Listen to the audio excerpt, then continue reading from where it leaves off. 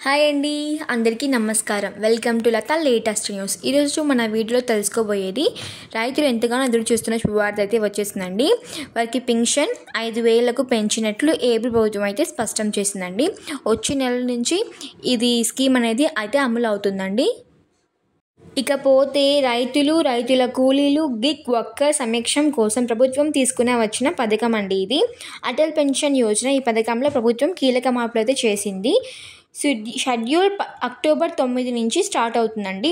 సంఘటిత రంగంలోకి కార్మికులకు పెన్షన్ అందించేందుకు అటల్ పెన్షన్ యోజన పథకానికి కేంద్రం వచ్చిన సంగతి అందరికీ తెలిసిందే.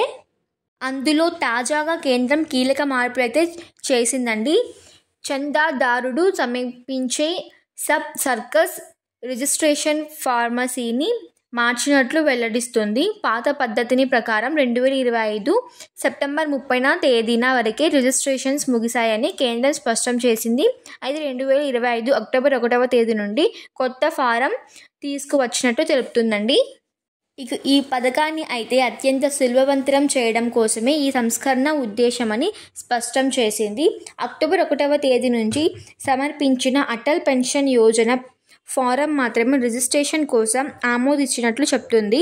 Pension fund regulatory and development ఆధారిత PFRDA జారీ చేసిన కొత్త మార్గదర్శకాలను అనుమతించి ఈ రిజిస్ట్రేషన్ ప్రక్రియలో తగిన మార్పులు చేసినట్లు వివరిస్తుందండి.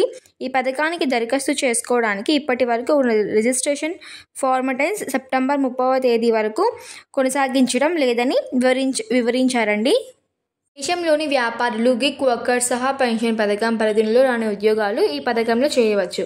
అయితే ఖాతాదారుడు బ్యాంక్ లేదా పోస్ట్ ఆఫీస్లో అకౌంట్ కలిగి ఉండాల్సి ఉంటుంది. భారతీయ పౌరులు ఎవరైనా ఈ పథకంలో చేయవచ్చని పేర్కొంది. కానీ దాదాపు పన్ను చెల్లించే వారికి ఇందులో చేర్చే అర్హత లేదని క్లియర్ కట్గా స్పష్టం చేసింది.